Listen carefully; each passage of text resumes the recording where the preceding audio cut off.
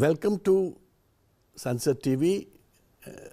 Today, as a member of the opposition, I have the privilege to interact and ask questions to a leading member of the Indian Cabinet, Dr. Jitendra Singh, whose MOS for Earth, Sciences, Technology, DOPT, Personnel and PMO. A doctor by profession, a professor who resigned to join public life and has put in a lot of effort, first as a doctor, now as a public person. So we're going to ask a few questions to our doctor, who also happens to be a Kashmiri. I have somebody from Jammu, and I happen to be a Kashmiri Pandit also. So it's beautiful synergy between two people who come from the same region. धन्यवाद धन्यवाद विवेक जी, धन्यवाद। और मैं आपसे permission लेके जो पहला जो अपना इंटरेक्शन का जो क्वेश्चन है, मैं स्टार्ट करना चाहूँगा कश्मीर से, क्योंकि कश्मीर से जो हमारी बॉन्डिंग है और आपकी बॉन्डिंग है वो एक प्रकार से कॉमन बॉन्डिंग है। We love Kashmir. और हमको आज भी याद है जब हम छोटे थे और पिताजी के साथ हम लोग कश्मीर जाते थे तो बनिहाल टनल क्रॉस करने के बाद बाई कार एक जन्नत में पहुंच जाते थे और हमको हाउस बोट्स में हम लोग रहा करते थे। I am talking of 60s, 1960s। तो मैं पहला प्रश्न, उसके दो पार्ट्स हैं, सबसेट्स हैं। मैं आपसे पूछना चाहूँगा कि कश्मीर के लोगों की बहुत ख्वाहिश है, दिली ख्वाहिश है, सरकार की भी है, लोगों की भी है कि कश्मीर को जल्दी से जल्दी स्टेटहुड मिले। आप वहाँ के रिप्रेजेंटेटिव भी हैं, आप कश्मीर की पैरवी भी करते होंगे, आई एम श्योर। और प्राइम मिनिस्टर ने कुछ दिन पूर्व अनाउंस भी किया कि राइट टाइम पे we will take the right decision. What I would like to know, how soon is the right time going to come? And the second question is, you can answer both together then. Kashmiri Pandits ka jo struggle hai has been very long. Now it's 35 years. Justice Kaul ne in his judgment also, while upholding Article 370, asked for a reconciliation commission.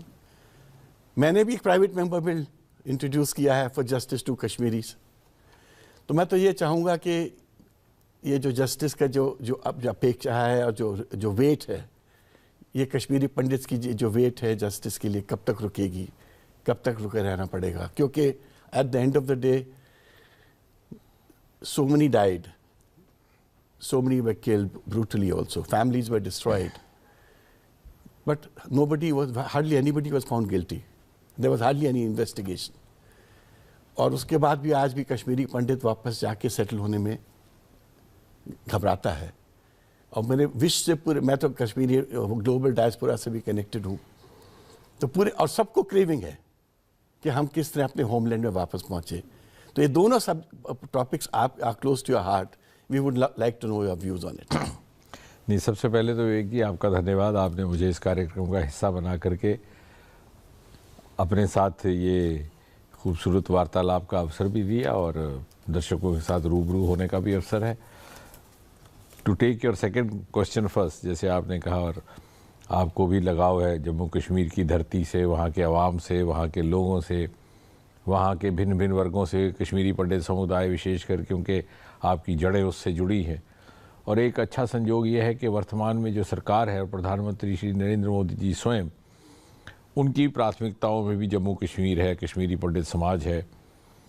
जैसा उन्होंने कहा था अभी हाल ही में जब उनका वादी का दौरा हुआ घाटी का, कि दिल और दिल की दूरियां दूर करनी है, और अब उन्होंने कहा कि अब दिल के साथ साथ फासले की भी दूरियां दूर हो गई।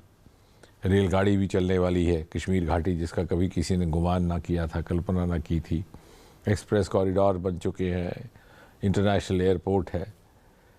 तो कहने का तात्पर्य ये कि जो आपकी भावना है, जो आपके विचार हैं, संयोग से मोदी जी के नेतृत्व की सरकार की भी उसी प्रकार की प्राथमिकता है और जम्मू कश्मीर बड़ी उच्च प्राथमिकता में शामिल है।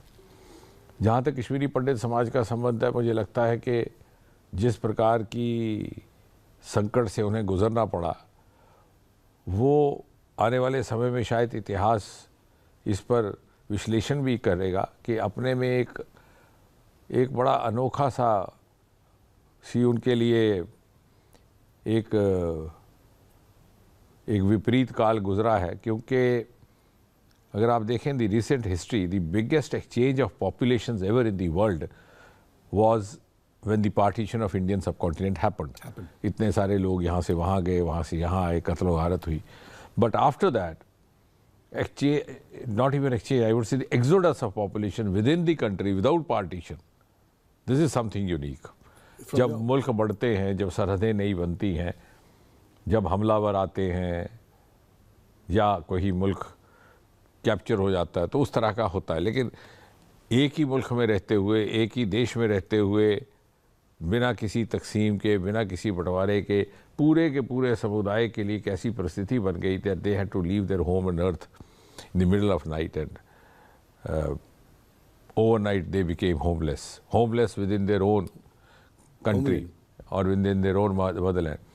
तो ये बात शायद अभी उतनी संवेदनशीलता से कुछ एक लोग नहीं समझते जितनी तरह समझना चाहिए थी, क्योंकि many political motives were also attached. But उस समय भी सन 1990 के लगभग जब ये विस्थापन का क्रम शुरू हुआ, तो सबसे पहले भारतीय जनता पार्टी ही थी जो खुल करके इन संकट में से गुजर रहे समुदाय के पक्ष में आई। आपको स्मरण होगा उस समय प्रोफेसर मुरली मनोहर जोशी जी थे, LK अडवाणी जी थे। हमारी सरकारें बहुत कम प्रदेशों में थी, लेकिन जहाँ जहाँ थी, महाराष्ट्र में कोलिशन थी, वहाँ पर इनके लिए आरक्षण की व्यवस्था की गई। कुछ एक उत्तर प्रदेश, मध्य प्रदेश में भी की गई। हम लोगों ने की थी। जी हाँ, मध्य प्रदेश, वही मैं कह रहा हूँ। तो जहाँ जहाँ भी कश्मीरी फाइनेंस मिनिस्टर था, एग्जैक्टली, जहाँ जहाँ भी भारतीय जनता पार्टी का थोड़ा बहुत प्रभाव था, उन्होंने अपनी यथासंभव प्रयास किया और फिर इनके लिए कैंप्स भी लगाए। और उसके उपरांत 25-30 बरस का एक ऐसा अंतराल आया, सरकारें आई, सरकारें बदली, बहुत ज़्यादा गंभीरता से इस विषय को बहुत ज़्यादा संज्ञान में नहीं लिया गया। शायद उनकी वोट बैंक की पॉलिटिक्स भी कुछ इस तरह से थी। लेकिन जब भारतीय जनता पार्टी पुनः केंद्र में आई है सन 2014 के बाद, प्रधानमंत्री मोदी जी ने अभी तक भी जम्मू कश्मीर के कुछ ही वर्षों में प्रधानमंत्री बनने के बाद कम से कम 30-35 बार जम्मू कश्मीर का दौरा किया है। इसी प्रकार पूर्वोत्तर का लगभग वो 100 बार दौरा कर चुके हैं। बीच में कोविड आ गया था, तो कोविड के बावजूद भी उनके 50-60 दौरे हो चुके थे। यानी उन्होंने ये संकल्प किया हुआ था कि जो क्षेत्र पिछली सरकारों की प्राथमिकता छूट गए हैं, उनको बराबर की सतह पे लाके उन्हें विकसित करना है। और जहाँ तक प्रश्न है कश्मीरी पंडित समुदाय का, मुझे विश्वास है इस बात पर कोई आपत्ति नहीं करेगा जब मैं ये कहूँ कि Kashmir is incomplete without Kashmiri Pandit. Kashmir की वो जो रिवायती तहजीब, वो संस्कृति, the traditional culture which is also sometimes described as the composite culture, it was called composite because it had that Kashmiriyat. Kashmir, and that was, and Kashmiri Pandit was an essential component of that.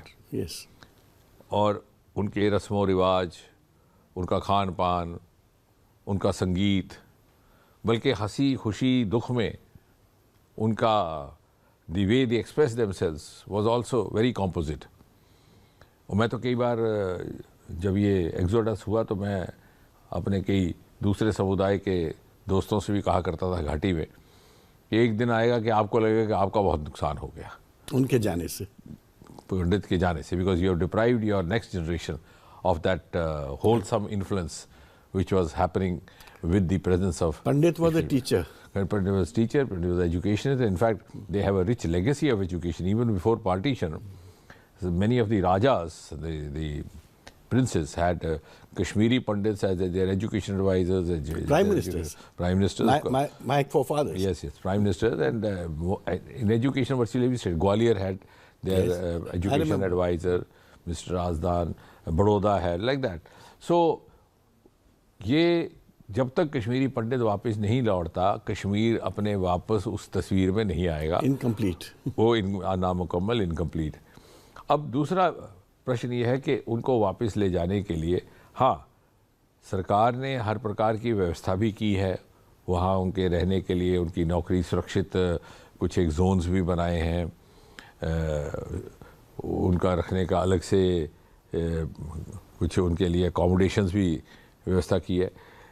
लेकिन साथ ही साथ मुझे लग रहा है कि धीरे धीरे ये भी लाजिम रहेगा कि जो वहाँ का समुदाय है, that should be more welcoming. और धीरे धीरे मुझे लगता है कि वो अब हृदय परिवर्तन होगा। जब वो भी कहेंगे कि हमें कश्मीरी पंडित के बिना हम अधूरे हैं, तो then I think it will be an optimum situation. और मुझे विश्वास है कि ऐसा होगा, क्योंकि 3 पीढ़ियां गुजर जाने के बाद वहाँ के जो कट्टरपंथी थे उन्होंने देखा कि हमारे 3 पीढ़ियों के जिस प्रकार से बच्चे 3 पीढ़ियों के ज़ाया चले गए, द तथाकथित आज़ादी, so called freedom which was more of a myth and the myth has now exploded, उसके at the altar of that they sacrificed 3 generations of their the children. only losses. Only. So now even the Kashmiri living there, be he the Muslim, also has begun to realize, particularly the youth, because the youth of Kashmir is highly aspirational regardless of his community roots, and he doesn't want to miss the bus, particularly after 2014, the manner in which enormous avenues have been let open by Prime Minister Modi and his government. So मुझे लग रहा है कि धीरे धीरे वो परिस्थिति बन रही है। सरकार की ओर से तो व्यवस्था करने का पहले से ही प्रयास था, लेकिन सामाजिक स्तर पर भी वो बदलाव हो रहा है। I only wish you and I are there around to witness that happy Kashmir, living in harmony as it was already. और दूसरा जो आपका है कि स्टेट का, प्रधानमंत्री जी ने 2-3 बार कहा था जनसभाओं में अपनी कि हम स्टेटहुड बहाल कर देंगे उपयुक्त समय में। गृह मंत्री जी यही बात सदन में भी कह चुके, और अभी हाल ही में जब सोनामर्ग में प्रधानमंत्री जी की जनसभा थी तो उन्होंने भी ये कहा कि सही वक्त पर अपना वो वादा पूरा करने का संकल्प रखते हैं। और मुझे लगता है प्रधानमंत्री जी ने जो कह दिया उसके बाद मेरे लिए कुछ कहने की ना आवश्यकता है ना उचित है। Let's all trust what the Honorable Prime Minister has said, and we have every reason to do that. मेरी आपसे एक ही गुजारिश है और रिक्वेस्ट है, हम लोग सब के तरफ से उनको रिक्वेस्ट करिएगा कि हम लोग सब उस स्टेटहुड के लिए रुके हैं। जी जी, प्रधानमंत्री जी सबकी भावनाएं समझते हैं। अगला question, let me take you from Kashmir to knowledge and building knowledge and research based economy, I think it's very important. बहुत ही ज़रूरी है। Research is pivotal to any economy, you would know. India spends only 0.7% of its GDP on research, whereas US it is close to 4%, China is 3.4%, Korea is 5%, and global average is about 2%. मतलब हमारे research पे जो percentage of funding is very very absolutely low. Intellectual patents के जब आप figures देखते हैं, China में there were 1.64 million applications, US में 5,18,364, जापान में 4,14,413, कोरिया में 2,87,954, Germany 1,33,000 odd, and India is 64,000.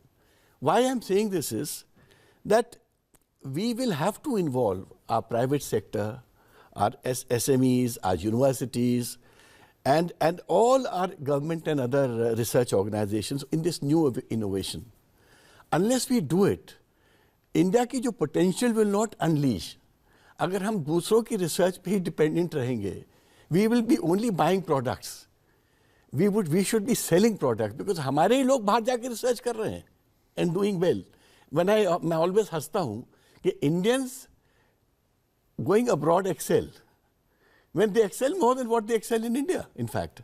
So मेरा ये कहना है कि this engine of growth which India needs, we need powerhouses of innovation, knowledge cities, knowledge areas like Silicon, Boston, Singapore, and this is what the youth is looking for, the aspirational youth. I'm sure you would have some take on it. No, I'm glad, Vivekji, you raised that issue. I think to a great extent you have also answered what you asked. So, by and large, what you have made your point as an observation, in fact, also consists of the answer. अब इसमें क्या है कि हम जब compare करते हैं, you are right, हमारी GDP, हमारा budget is much less compare to many other countries, But when we try to compare ourselves with the other nations or the so-called developed nations, what we miss out, and which has started now being realized, that too after 2014, that here there was a mindset to develop wholly on government resources. And yet the common man thought we should be competing with, for example, space sector. तो बोले साहब NASA, सो सुबह गायबाना गपशप लगाने का माहौल रहता है, सैर करते, बोले साहब इन्होंने रॉकेट भेज दिया तो क्या किया, नासा ने तो इंसान उतार दिया. But they would not realise NASA never depends on the government resource. Most of it is from non-government source. That realization has happened now. So I agree also with you कि वही acumen, वही प्रतिभा, why do they outshine when they go outside India, not here? Which in fact is a very scientific evidence of the fact that there was no lack of acumen, there has never been a lack of potential, never been a lack of commitment, never been a lack of hard work or even aspirational urge or aptitude. If you go to the archives, you will see the pictures of Vikram Sarabhai carrying some of his saman on the carriage of a bicycle, which means he had everything but was devoid of resources because he had to depend on the government resources. And I'm glad to, because why I'm mentioning the space sector, that this is a success story in itself, at least in the Indian context. For 60, 70 years, we worked in that silos, confined ourselves to whatever resource the government could provide. And of course, no government anywhere in the world can give you all the resource to live up to the global benchmarks, as you rightly mentioned in your own way. And even the scientists, the experts working in the space sector had to reconcile that, look, this is how it is going to be. But mercifully, after Prime Minister Modi came, it was put across to him and he allowed us to open up to the private players. And in just about 4 or 5 years, there's been a quantum jump. We had just 1-digit startup in space. Today we have nearly 300. We had a very minuscule space economy. Gradually started growing. Even today we are just about 8.8 billion US dollar. But our strides have become, so fast that we hope to go 5 times higher in the next 8-10 years to about 44 billion US dollars. So I can foresee the economy space is going to be a very important component of the future India growth story as we move on from position 5 to 4 to 3 and then to the top. So this, I agree with you, opening up to the private sector. And why private sector? Universities. Yes, it has now started, and I'm glad that Prime Minister Modi himself is very forthcoming. Otherwise, it would not have happened in the space sector.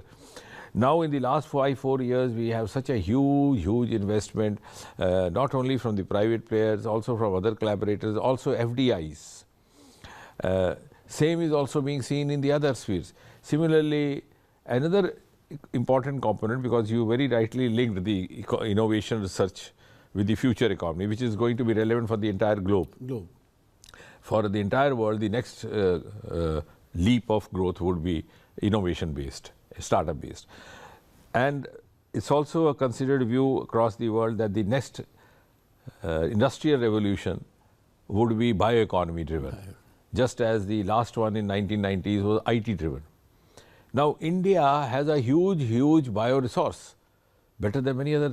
We have a huge range of Himalayas. We have a 7,500 long coastal line full of marine resources, which are biodiversity, mineral mine. लेकिन उस तरफ किसी ने देखा नहीं था. These were either unexplored, under. For the first time, here we have a Prime Minister who spoke from Red Fort twice in his Independence Day address about deep sea mission. I don't know how many people would have actually understood, but at least he was trying to create awareness about the wealth lying inside the sea.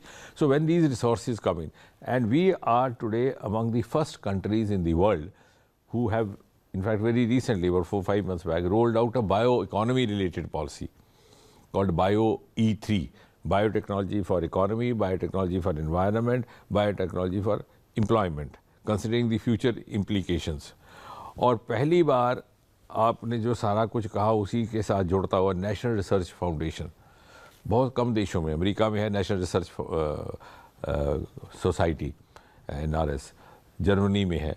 We have come out with a better version, learning from their experience. Again their resource pool will be filled almost 70% by non government entities. तो हम उस दिशा में चलना शुरू हुए, लेकिन आपका कहना ठीक है कि हम देर से चले, हमें ये रियलाइजेशन देर से आया। शायद जैसे मैंने कहा कि there was no dearth of equipment, but the enabling support or enabling milieu, which is to be provided by the political dispensation, which is to be provided by the policy makers, that was somewhere lacking. Because we started globalization in 90s. Absolutely. And then we opened up much later. Yes, opened up, but then again we slowed down. After having opened up during that brief period of Mr. Narasimha Rao, then we slowed down. And then we also got entangled in political instabilities, etc., etc. There was lack of clarity on the part of the political dispensation, which has happened only after 2014. And the world also is now looking up to India as a more reliable partner because the stability given by Prime Minister Modi, and also by the that now that we have started following global strategies. Because if we have to reach where we are, and we are surging to reach, we have to follow global benchmarks, we have to live up to global parameters, और वो तभी होगा जब हम उनकी strategies पर चलेंगे। अगर हम कहेंगे कि 100 रुपया जो सरकार के ख़जाने से मिला है वो लेकर के हम नासा का भी मुकाबला कर लें, हम दूसरे, तो संभव नहीं हो पाएगा, क्योंकि वहाँ वो कल्चर ही अलग है। तो it's now the end adding to what you said, the era of silos is over. If at all we have to move on from where we are today, we have to move together. Private sector की आपने बहुत अच्छी बात की। इस देश में कई सालों तक एक स्केप्टिज्म रहा, प्राइवेट सेक्टर और पब्लिक सेक्टर के बीच में बहुत बड़ी खला रही। प्राइवेट सेक्टर जब देखता था गवर्नमेंट सेक्टर को कि सरकारी अधिकारी, सोचता था ये तो सारे रिश्वतखोर बैठे हैं, जब तक कुछ दोगे नहीं, काम नहीं हो, छोड़ो इनको। जो सरकारी सेक्टर देखता था प्राइवेट, तो कहता है ये तो सारे ब्लैक मार्केटियर बैठे हैं। तो मैंने एक दिन वही उदाहरण दिया, when I have been a very strong advocate of this integration, which of course luckily now has happened. तो I used to give them an example. मैं कहता था जब एक बस में हम सवार होते हैं तो हम टिकट लेके बस में बैठते हैं। अब तो खैर when you and I were students, that was the common mode of transport. तो हमें नहीं मालूम होता कि हमारे बगल में कौन बैठेगा।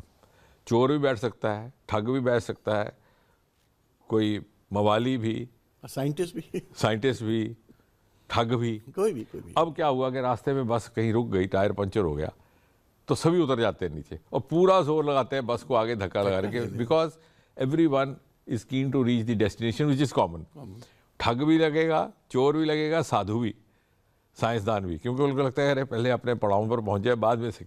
सो it is like that, if we have to reach that goal, we have to move on together, we have to learn to live together, we have to learn to cooperate with together, and also adopt each other's good practice. ऐसा नहीं है, कई बार private practice की बहुत अच्छी practices हैं जो सरकारी सेक्टर में नहीं होती, and many of those who come through a lateral entry to the government bring in a flavor of a private, whereas कई बार public sector में कुछ एक ऐसी dimensions developed होती हैं which can add. So it's not only financial pooling, in fact knowledge pooling भी हो रही है, as you rightly mentioned. From my experience of the space sector having opened in the 4-5 years, I found that the youngsters who come there as startups also add inputs which are sometimes, power of idea. Yes, which are sometimes quite amusing and enlightening to the elders there. नहीं, आपकी बात ठीक है, और in fact मेरे को तो इस कंट्री में बहुत होप है, और हमारे जो लोग हैं, इंडिया की जो youth is the power of India. Absolutely. और अभी ये स्पेस इसका बढ़ गया।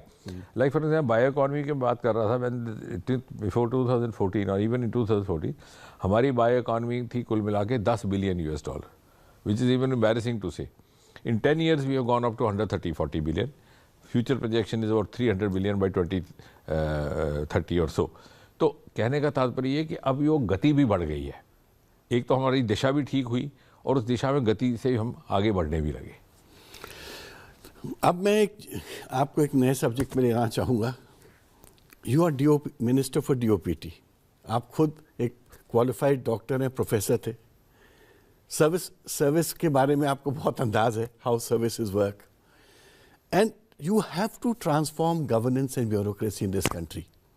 Service matters में मैं एक प्रकार से काफ़ी well known था in the 80s and 90s, but I specialized in that subject also in Central India. So मैंने ये देखा कि bureaucracy की problem दूसरी है। Bureaucracy lives by the rules.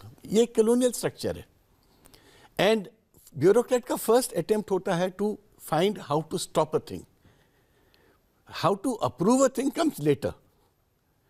तो ये जो एक ट्रांसफॉर्मेशन होना है माइंडसेट में, How will that happen? Because देखिए, this country cannot become a world power unless this structure also improves. No, I'm glad And इसमें there is a conflict between specialists and generalists. You know that. आपने जो lateral entry की बात की, IAS would never like new people to come, but IAS also has old ideas. तो मैंने बल्कि एक बिल लाया हूँ, private member bill, but unfortunately parliament work नहीं कर रहा था, तो वो बिल एडमिट नहीं हो पाया, कि how to permit people in service, in public service, to become entrepreneurs and to give them leave for innovation. So what I'm trying to say is that आपको new initiatives, new thought processes, और आपको ये जो आपकी machine है, which is going to build India, you will have to make it very vibrant, thinking and progressive and also helpful. How would you do it? No, agreed. I can't but agree with you. Absolutely, what you said is very appropriate. अब हुआ क्या है कि, and you rightly connected it to the legacy of the civil services of the British Empire. हमने कहीं ये मान लिया कि जो हमारी IAS है, this is a legacy of Indian civil service. This itself is a misnomer. And when I go to the academy there also I say, in fact this definition changed on the night of freedom itself. जो collector था British राज का, उसे हम कहने लगे district development commissioner. उसका नाम collector इसलिए था कि he had to collect revenue for the empire. ठीक बात है. But our deputy commissioner has to collect revenue for the welfare state. तो उसका रोल बदल गया, लेकिन वो फ्यूडलिस्ट जो हमारे ऊपर एक हैंगओवर था वो चलता रहा 20-30 साल. अब उसमें भी रियलाइजेशन हुई है. The curriculum is been changed, the way of working is being changed, the technology is coming, and you rightly mentioned, धीरे the governance is going to shift over to the citizen, is going to be more of citizen-centric, citizen-oriented. We have very recently, in fact last year, come out with a very novel experiment which is proved to be very successful called Mission Karma Yogi, which precisely addresses the issue that you referred, shift over from rule to role. Instead of becoming prisoner of the rule book, how would a bureaucrat or civil servant live up to the role that he has been assigned? So that's a module, because with the help of technology we have many options these days. So that module enables you to train yourself, capacity building for the new role, for the new assignment, for the new promotion. अब होता क्या था कि चूँकि traditional bureaucrat को सिखाया जाता था कि you have to run the writ of the state, rightly so, कि सरकार का इकबाल रखना है. तो अगर आज मैं IAS हूँ और मुझे हेल्थ का सेक्रेटरी बना दिया जाए, तो something inside me tends to prompt me that I should start pretending as if I can write a better prescription than a doctor. Next day you transfer me to agriculture secretary and I try to behave as agriculturalist who knows more than the land farmer. अब वो नहीं रहेगा. इससे अब इसमें हमने वो capacity building का कंटिन्यूस मॉड्यूल बनाया है which is dynamic. एक तो वो, I mean, these are some of the reforms which have come in the last 10 years, and Prime Minister Modi has been personally indulging in it. He has huge temper for this governance reforms. उसके अलावा, as far as the transparency is concerned, things have been converted online. Almost 80% of the working in the central government is online. Then you are right, बहुत से rules ऐसे थे which were proving impediment to proper functioning, and they were the legacy of the British Empire. This should have been done away with, because they had a feudalistic background. Like, for example, this government was sworn in on the 26th of May 2014. In the first 3 months, one of the earliest rule that was done away with, कि वो जो आपको gazetted अफसर से दस्तखत कराने पड़ते थे. And that one decision sent out a huge message across the country. Look here, now this is a government which has the capacity to trust the youth of this country. If we can't trust the youth of this country, how are we going to do business? Because we have more than 70% population below the age of 40, as you said, youth power. अगर आप अपने बच्चे को कहेंगे वो अपना इम्तहान की मार्कशीट लेके आता है, तो कहेंगे नहीं, तू जा पहले गेस्टेड अफसर से दस्तखत करा के ला, तब मैं विश्वास करूंगा तेरी मार्कशीट है. तो कैसे घर परिवार कुंबा कैसे चलेगा? और आपको जान करके खुशी होगी कि इस सरकार ने अभी तक लगभग 2000 कानून ऐसे ख़त्म किए, जिसमें इंटरव्यू का था छोटे पदों पे, हुआ क्या करता था कि किसी बच्चे को 100 अंक मिले, उसको आप नहीं रखना चाहते रिटर्न में, तो आपने उसको इंटरव्यू में फेल कर दिया, और वो सिलसिला भी ख़त्म हुआ। और जहाँ तक ऑफिसर्स का ताल्लुक है, because both sides, we have to take care of both, the citizen as well as the officer. Officer also, or the bureaucrat also has to be provided with a work and friendly environment. हमारे यहाँ एक prevention of corruption act हुआ करता था 1988 का, पहली बार 30 साल के बाद अमेंड किया गया 2018 में, and one of the other new ingredients added to it included that the bribe giver will also be equally culpable. वरना ऐसा भी था, many of the officers became status quoist to play it safe, कि अगर इस आदमी को benefit मिल गया तो 4 जो नाराज़ हो जाएंगे वो मेरे खिलाफ एंटी विजिलेंस चले जाएंगे, तो वो उस तरह, तो काफ़ी उस तरह के रिफॉर्म आए हैं। हमारा ग्रीवेंस सेल और grievance department was almost redundant.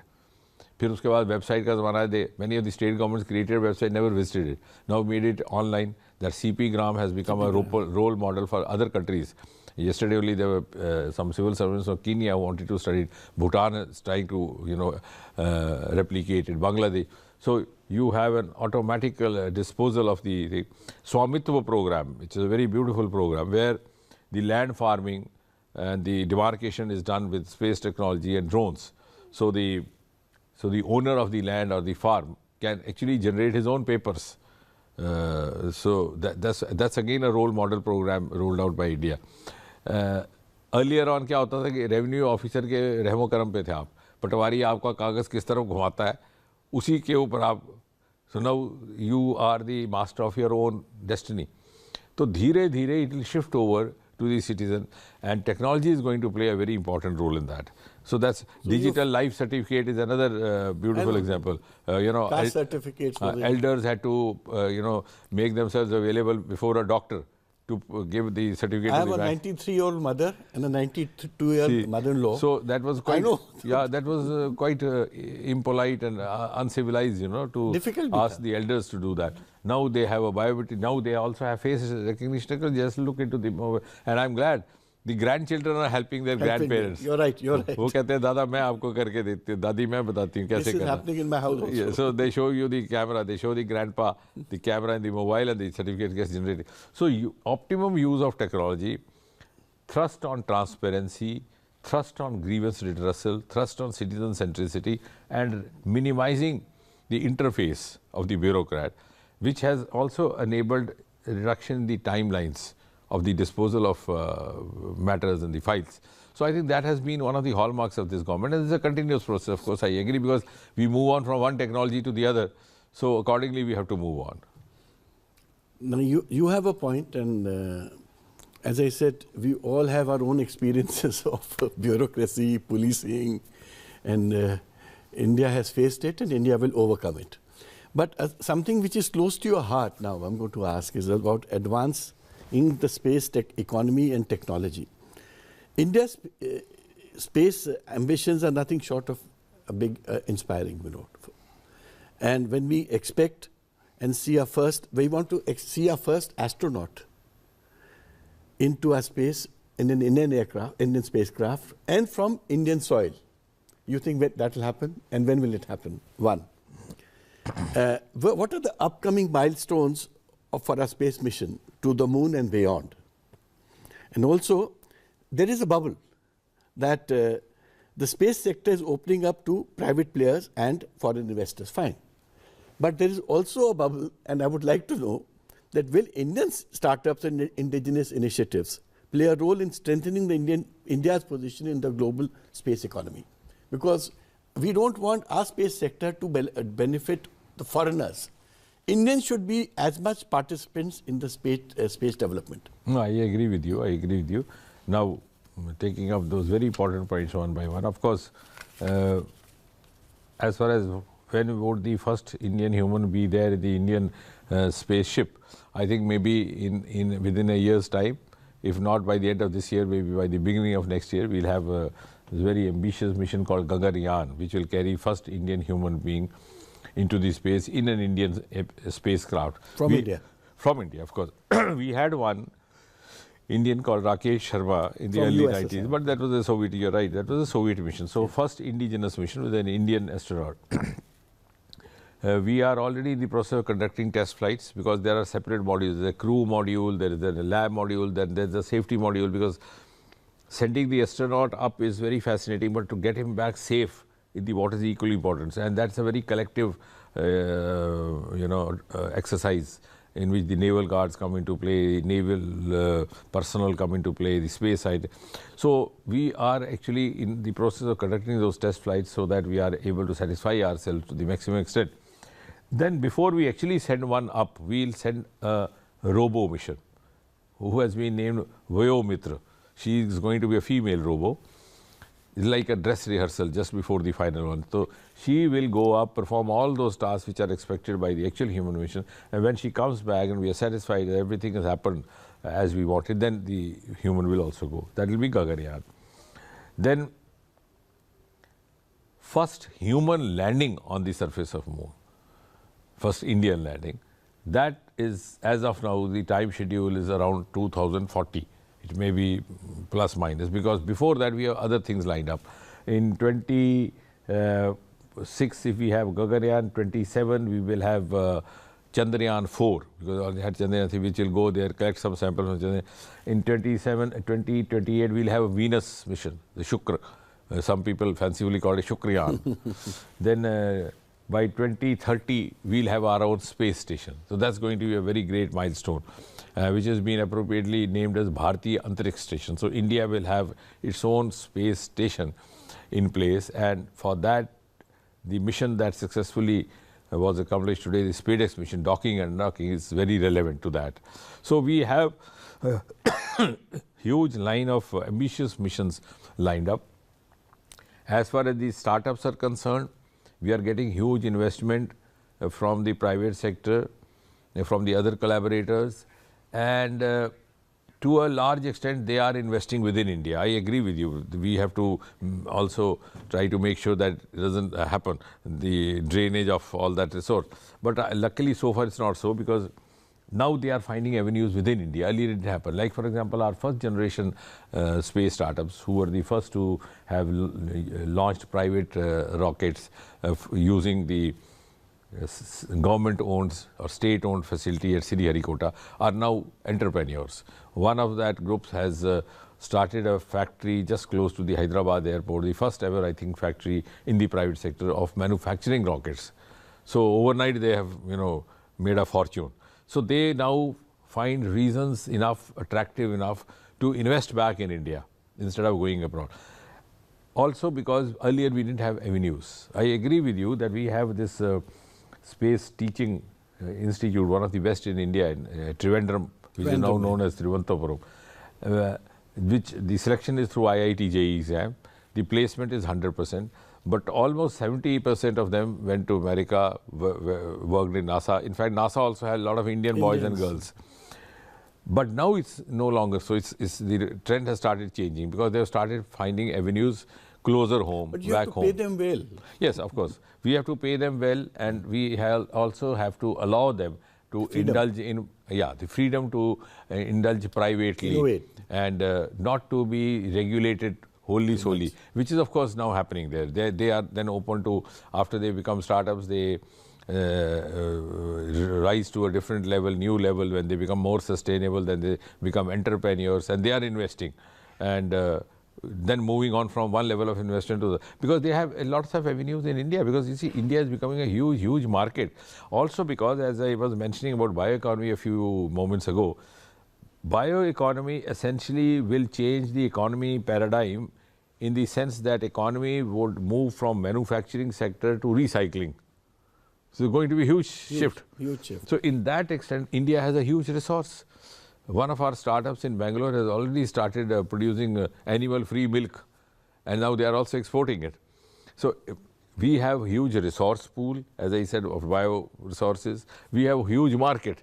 So everything is there in India. It's just that we were not giving them the enabling sort of environment for that. But now they are finding. In fact, many of them want to come back also.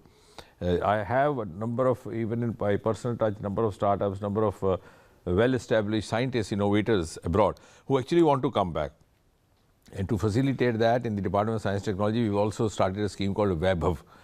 We give them some incentive if they want to take a government job, we also tend to give them relaxation in the age limit.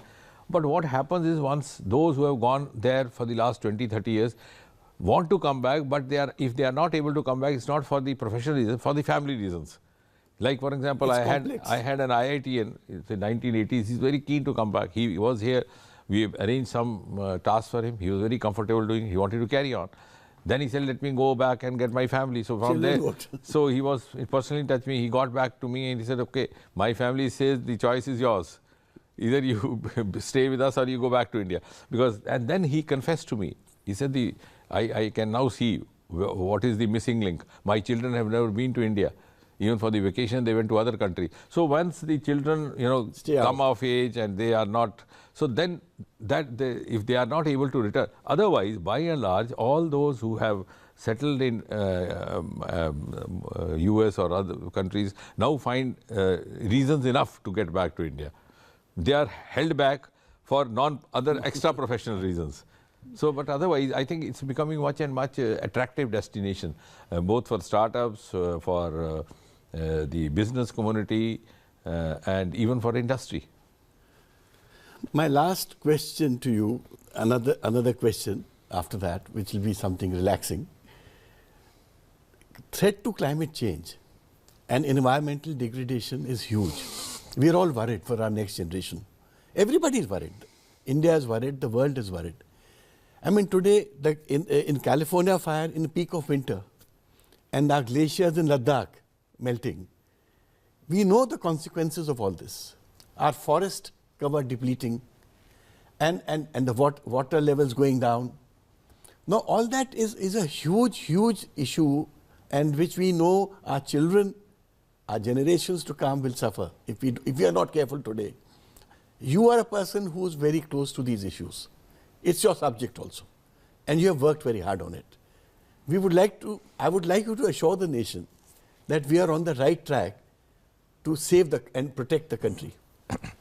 Yes, very rightly said. Of course, we are on the right track, and I think the huge change that has happened is the perception about India as far as these issues are concerned.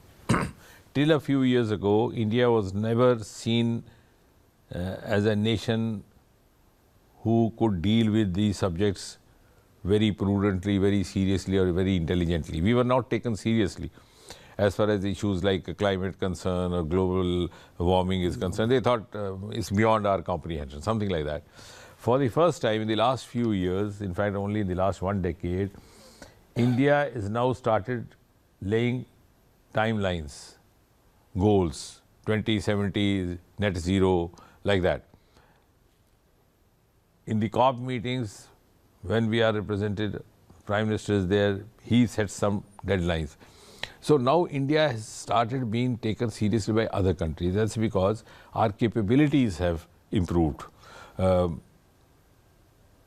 both in disaster preparedness and also in looking at the strategies to deal with the climate concerns. And we are now equally partnering with the other countries, in spite of the fact that sometimes our constraints are heavier than theirs, because being a heterogeneous country, it's heterogeneous even in its climate.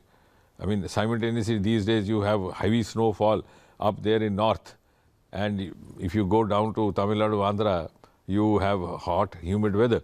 So it's a very difficult country even from that point of view. But I think today, not only are we on the right track, we are also, and we have told the world by 2030, our carbon reduction will be so much, and by 2070 it will be zero. So we have now the confidence to say that, and the rest of the world is confident to believe in our confidence. So I think that perception has happened, because now evidently we are moving in that right track, and some of our recent success stories have helped us. Like, for example, when we talk of environment concerns, I think Prime Minister gave this life for environment. It's been taken up by the whole world. Similarly, when we talk of the sustainability concerns, it also involves health. We are the ones who gave the world the first vaccine in COVID. Now that also has helped us change our perception, because India was never taken seriously as a country which was which gave healthcare much of a priority. Even you see in your neighborhood, if someone falls sick, they hardly consult a doctor for 2-3 days. So country which was not taken seriously for curative healthcare is today being acknowledged as a leader in the preventive healthcare.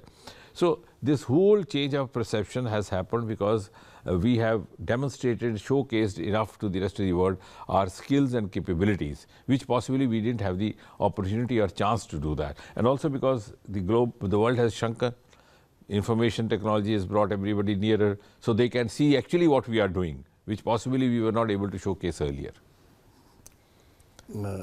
Thank you very much.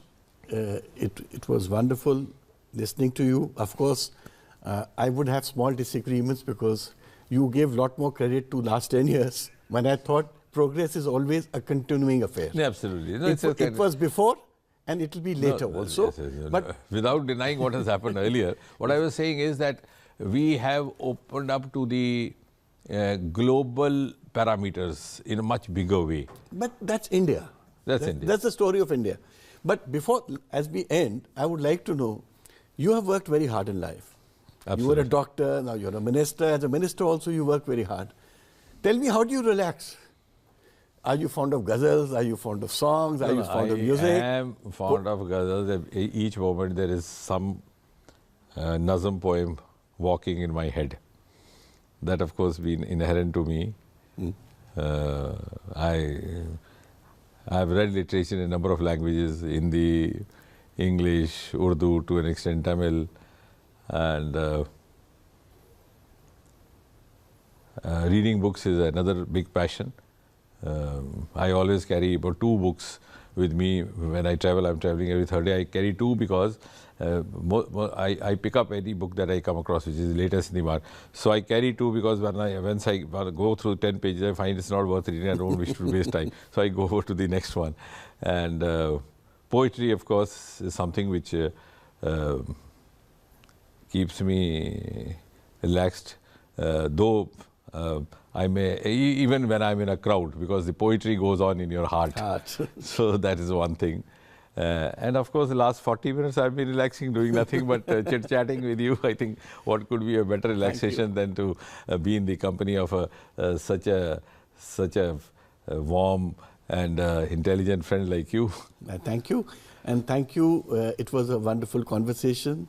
A lot of new things have emerged in this conversation. I'm sure the country and the listeners will benefit. And thank you. A lot of things that you said today, I'm sure will make big news in the country. And the credit, I must say, goes to you for having elicited all this conversation in this beautiful manner. Thank you very much, Dr. Saab. Thank you very much. My privilege.